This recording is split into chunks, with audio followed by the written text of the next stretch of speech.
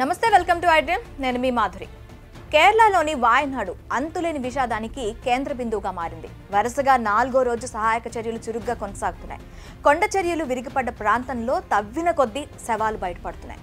వాయనాడు ప్రాంతంలో చేపట్టిన సహాయక చర్యలు 1-2 రోజులు పూర్తయ్యేవి కావని కేరళ ముఖ్యమంత్రి స్వయంగా పినరయి విజయన్ స్పష్టం చేశారు. ప్రస్తుతం వాయనాడు మరుభూమిని తలపిస్తోంది. ఎటు చూసినా ఎక్కడ చూసినా కనుచూపు మేర పెను విషాదమే కనిపిస్తుంది. ఇప్పటి వరకు 358 మంది మరణించగా వందలాది మంది ఆచూకీ గల్లంతైంది.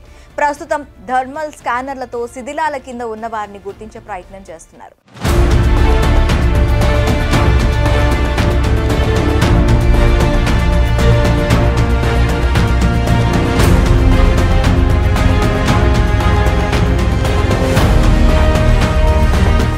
కొండ చర్యలు విరిగిపడిన ప్రాంతంలో ఆర్మీ డ్రోన్లతో జల్లెడ పడుతున్నారు. వాయనాడులో రహదారులు ధ్వంసమైన నేపథ్యంలో ఆర్మీ నిర్మించిన బ్రిడ్జ్ సహాయక కార్యక్రమాలకు వెన్నుముకగా నిలుస్తోంది. మెప్పడి చుర్మలల ప్రాంతంలో సైన్యం తాత్కాలిక బ్రిడ్జ్ నిర్మించింది. సైన్యానికి చెందిన మద్రాస్ ఇంజనీర్ గ్రూప్ దాదాపు 190 అడుగుల వంతెన నిర్మాణం చేపట్టింది.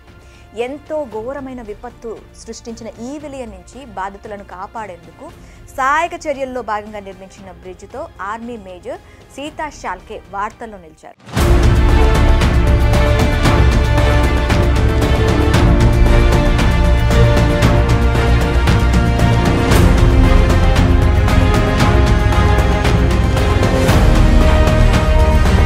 రెస్క్యూ టీం వెళ్లేందుకు ఇబ్బంది పడుతున్న సమయంలో పట్టుదలతో శ్రమించి 24 గంటల కంటే కూడా తక్కువ సమయంలోనే 190 అడుగుల పొడవైన బెయిలీ బ్రిడ్జ్ ని నిర్మించారు.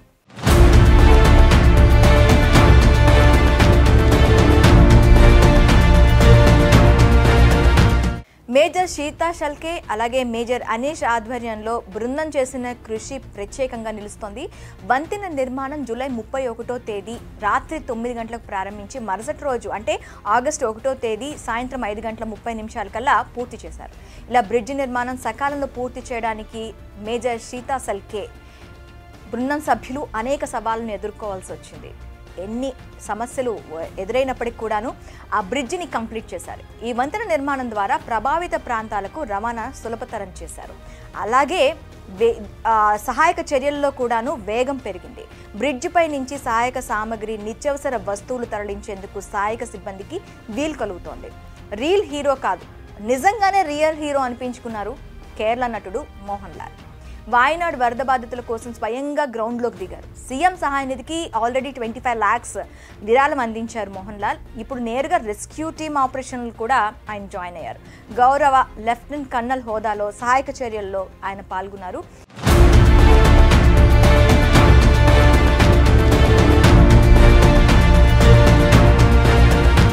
కోజికోడ్ నుంచి రోడ్ మార్గంలో వాయనాడ్కి వచ్చిన మోహన్ లాల్ ఆర్మీ బేస్ క్యాంప్లో సైనికులను కలిశారు. ఆ తర్వాత ఆర్మీతో కలిసి సహాయక చర్యల్లో పాల్గొన్నారు. తాత్కాలిక బ్రిడ్జిల నిర్మాణంలో బాధితులకు సహాయం చేయడంలో పంచుకున్నారు. దేశంలో జరిగిన ఘోర విపత్తుల్లో వాయనాడ్ విధ్వంసం ఒకటన్నారు మోహన్ లాల్. కొండ చర్యలు పడి విస్తరించిన మొత్తం ప్రాంతాన్ని రెస్క్యూ సిబ్బంది జల్లెలు పడుతోంది. సునకాలతో పాటు స్థానికులు, అటవీ శాఖ సిబ్బంది మొత్తం 40 బృందాలుగా ఏర్పడి గాలింపు చర్యలు ముమ్మరం చేశాయి.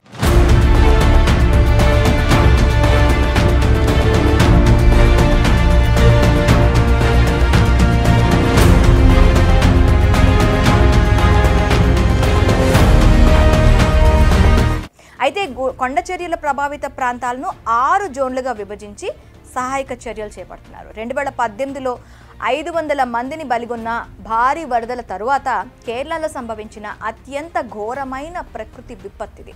ఈ ప్రకృతి బీభత్సంలో 350కి పైగా ఇళ్లు ధ్వంసమయ్యాయి. కొండ చర్యల శిథిలాల కింద ఇంకా ఎన్ని మృతదేహాలు ఉన్నాయో కూడా తెలియని పరిస్థితి.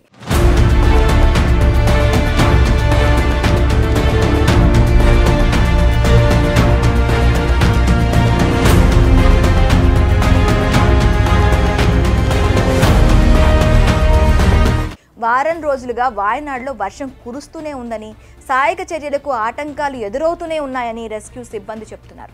శిథిలాల కింద చిక్కుకున్న వారిని గుర్తించేందుకు డాగ్ స్క్వాడ్స్, స్పెషల్ డ్రోన్లను, థర్మల్ స్కానర్లను అధికారులు ఉపయోగిస్తున్నారు.